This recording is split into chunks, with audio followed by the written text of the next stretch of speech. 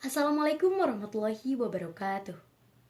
Pada kesempatan kali ini, kami dari 11 IPA 3 kelompok 4 mata pelajaran Sejarah Indonesia akan membahas mengenai politik pintu terbuka atau disebut juga dengan sistem ekonomi liberal. Sebelumnya, saya akan memperkenalkan anggota dari kelompok kami. Yang pertama, saya Adila Honda Nazara, kemudian Kadaisa Salsabari, Nadia Indriani, dan Dwi Wiyanda. Selanjutnya, saya dan teman-teman saya akan membahas mengenai materi politik pintu terbuka. Apa saja yang akan dibahas? Yang pertama, apa sih pengertian politik pintu terbuka itu? Apa latar belakangnya? Dan mengapa harus ada kebijakan ini di Indonesia saat itu? Dan bagaimana jika tidak ada politik pintu terbuka di Indonesia? Apa pengaruhnya pada rakyat Indonesia? Kami akan bahas di video kali ini. Selamat menyaksikan. Tapi sebelumnya, kita harus tahu dulu apa sih kebijakan sebelum adanya kebijakan politik pintu terbuka di Indonesia ini. Jadi, pada tahun 1830 hadirlah yang namanya sistem tanam paksa atau kultur stelsel. Jadi, sistem ini memaksa rakyat Nusantara untuk menanam tanaman yang laku di pasar internasional di tanah penduduk. Contohnya seperti kopi, tebu, teh, tembakau, kapas, dan lain sebagainya. Tetapi masalahnya, pelaksanaan sistem ini berbeda dengan aturan yang sesungguhnya. Hal itulah yang membuat banyak rakyat Indonesia yang sengsara, tetapi berbeda dengan Belanda yang mengalami keuntungan yang besar dari adanya sistem tanam paksa itu.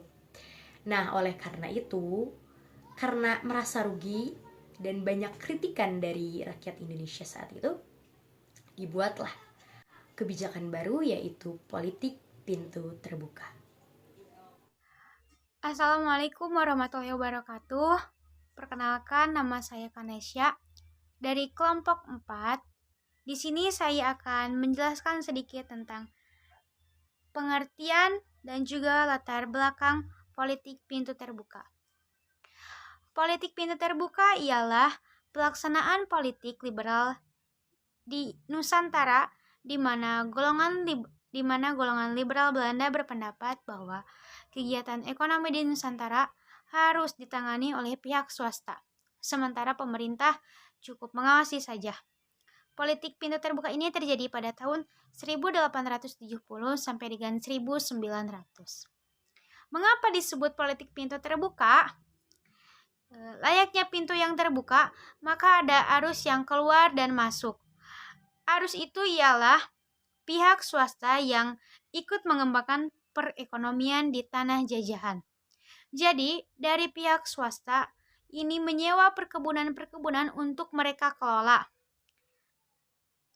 Dan biaya sewa itu masuk ke dalam kas pemerintah kolonial Belanda. Latar belakang diterapkannya politik pintu terbuka. Yang pertama ialah perubahan politik di Belanda. Pada tahun 1870, Partai Liberal di Belanda menang mutlak dalam pemilu. Ini berpengaruh pada meluasnya paham liberal yang juga berpengaruh pada kebijakan kolonial Belanda di Nusantara. Jadi sebelumnya, lahan pertanian yang dikelola pemerintah Belanda kemudian disewakan kepada pengusaha-pengusaha untuk mengolah lahan-lahan pertanian di Nusantara ini, yang biaya sewanya nanti diberikan kepada Belanda. Mengapa ada kelompok-kelompok pengusaha ini? Ini ada kaitannya dengan revolusi industri. Revolusi industri terjadi pada tahun 1750 di Inggris dan juga telah banyak memberikan dampak positif bagi perekonomian Belanda. Belanda menyambut baik hasil teknologi inovasi di Inggris, termasuk penggunaan mesin-mesin baru dan canggih dalam industri. Contohnya ialah mesin tekstil, alat-alat pertanian, mesin giling padi dan tebu, mesin uap, dan juga lokomotif uap. Revolusi industri di Belanda ini tidak lepas dari lancarnya pasokan bahan mentah dari negeri-negeri jajahan yang termasuk Hindia Belanda. Sistem tanam paksa memberikan sumbangan bagi perkembangan industri saat itu. Oleh karena itu, gabungan dari dampak positif dari revolusi industri dan juga berkembangnya liberal, kemudian kekayaan yang melimpah akibat sistem tanam paksa, ini memunculkan orang-orang kaya baru atau pihak swasta, sehingga mereka inilah yang mendukung serta menjadi pelaku utama dari penerapan sistem ekonomi liberal di Hindia Belanda. Jadi, sistem politik pintu terbuka ini sama dengan politik ekonomi liberal. Kemudian selanjutnya, penderitaan rakyat akibat sistem tanam paksa. Ditandai dengan adanya undang-undang agraria dan juga undang-undang gula. Pelaksanaannya ialah para pemodal diberi kebebasan menanamkan modalnya di Nusantara. Sementara itu, pemerintah kolonial bertindak sebagai pengawas, pelindung, dan juga penyedia fasilitas bagi para penanam modal. Sekian penjelasan dari saya. Terima kasih. Perkenalkan, saya Nadia Indriani. Saya akan menjelaskan Undang-Undang Agraria atau Agrarian Act. Tujuan dari Undang-Undang Agraria adalah memberikan kesempatan dan jaminan para swasta asing Eropa untuk membuka usaha dalam bidang perkebunan di Indonesia. Selanjutnya, melindungi hak atas tanah penduduk supaya tidak hilang dijual. Isi pokok dari Undang-Undang Agraria adalah tanah dibagi menjadi dua, yaitu tanah milik pribumi yang berupa sawah, ladang, dan kebun, juga tanah milik pemerintah, yaitu gunung, hutan, dan sebagainya. Perbedaannya adalah tanah pemerintah dapat disewa selama 7 tahun, tanah milik pribumi disewa selama 5 tahun, bahkan bisa sampai 30 tahun. Selain itu, isi pokok dari Undang-Undang Agraria adalah surat kepemilikan tanah. Selanjutnya adalah pengaruh dari Undang-Undang Agraria.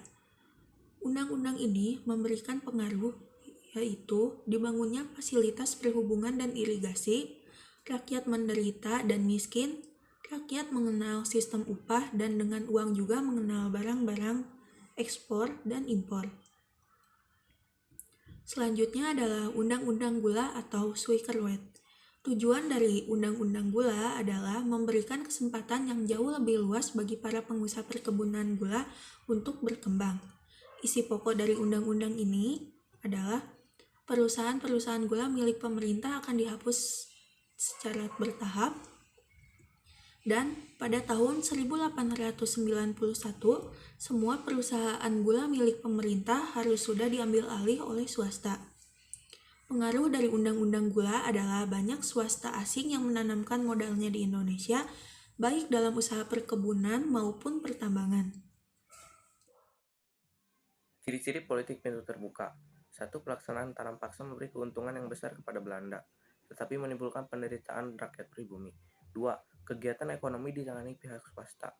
3. Pemerintah cukup mengawasi saja. Mengapa Belanda menerapkan liberalisme di Indonesia? 1. Hal ini disebabkan karena terjadi kalah persaingan dalam pasar Eropa. Ekonomi pada saat itu menurun drastis yang membuat pemerintah Hindia Belanda menerapkan sistem liberal untuk memaksimalkan pemasukan untuk mendapatkan surplus. 2. Kalahnya Belanda di pasar internasional karena telah ada suplai barang-barang dagang oleh orang barat serta semakin lamanya perdagangan internasional. Berbagai krisis yang melanda keuangan. Belanda membuat sistem liberal menjadi solusi yang diambil. Penerapan sistem politik terbuka. Mengapa sistem politik ini kurang berkembang di Indonesia? Sistem politik ini kurang berkembang di Indonesia karena sama saja dengan masa penjajahan sebelumnya. Politik ini masih saja menyiksa pribumi para buruh dibayar dengan gaji yang sangat rendah. Tanpa jaminan kesehatan yang memadai, jatah makan yang kurang, dan tidak lagi mempunyai tanah karena sudah disewakan untuk membayar hutang. Di samping itu, para pekerja perkebunan diikat dengan sistem kontrak sehingga mereka tidak dapat melepaskan diri. Mereka tidak berani melarikan diri walaupun menerima perlakuan yang tidak baik karena mereka akan kena hukuman dari pengusaha jika tertangkap. Pihak penguasa memang mempunyai peraturan yang disebut Pengenal Sanksi, peraturan yang menetapkan pemberian sanksi hukuman bagi para buruh yang melarikan diri dan tertangkap kembali. Jadi pada masa tanam paksa rakyat diperas oleh pemerintah Hindia Belanda, sedangkan pada masa politik pintu terbuka rakyat diperas baik pengusaha, swasta maupun oleh pemerintah, walaupun pemerintah melakukannya secara tidak langsung. Tujuan politik pintu terbuka. Maksud utama kebijakan ini yaitu membuka ruang pintu seluas-luasnya bagi pihak swasta untuk melakukan kegiatan ekonomi. Faktor pendukung dijalankannya politik terbuka. Jawa menyediakan tenaga buruh yang lebih murah, 2 kekayaan alam Indonesia yang melimpah, 3 banyaknya modal yang tersedia karena keuntungan sistem tanah paksa yang berlebihan, 4 adanya bank-bank yang menyediakan kredit bagi usaha-usaha pertanian, pertambangan, dan transportasi. Assalamualaikum warahmatullahi wabarakatuh. Saya Adila Honun Azahra. Saya akan membahas mengenai materi bagaimana liberalisme berhenti di Indonesia dan apa sih dampaknya dari adanya kebijakan politik pintu terbuka. Nah, bagaimana bisa liberalisme diberhentikan di Indonesia saat itu? Terdapat beberapa alasan mengapa diberhentikannya liberalisme. Yang pertama, karena kaum liberalisme itu dianggap hanya mementingkan prinsip kebebasan untuk mencari keuntungan tanpa memperhatikan nasib masyarakatnya. Nah itu.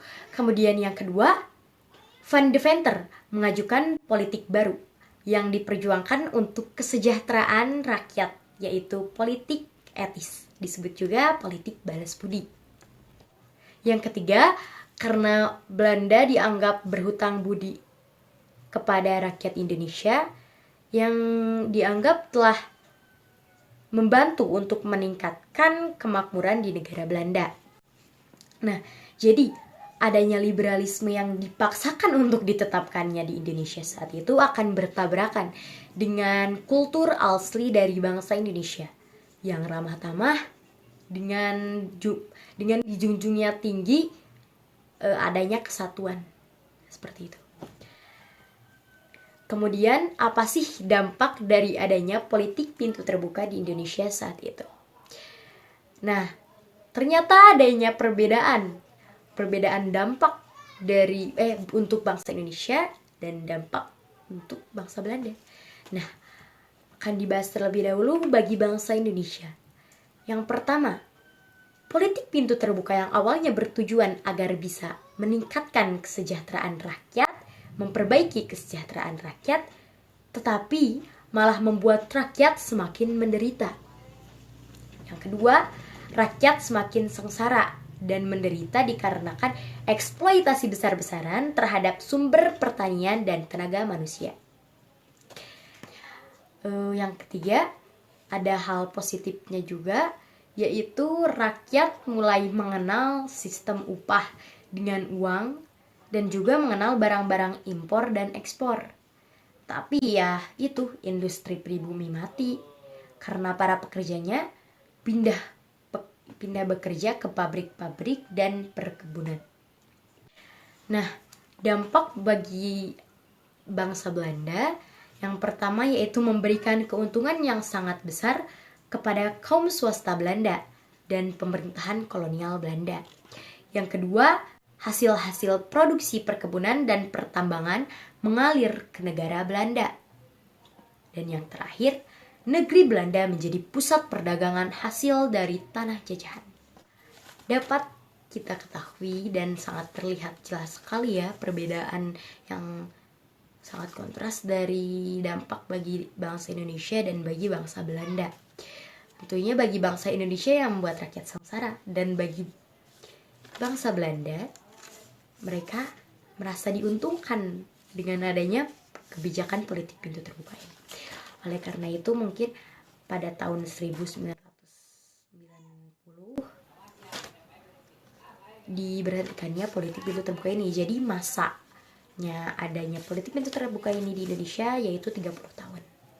Ya, dapat kita simpulkan bahwasannya politik pintu terbuka itu merupakan sebuah arus masuk dan keluarnya rakyat asing, pihak swasta ke negara Indonesia untuk ikut mengembangkan perekonomiannya dan dengan cara menanamkan modal ke rakyat Indonesia.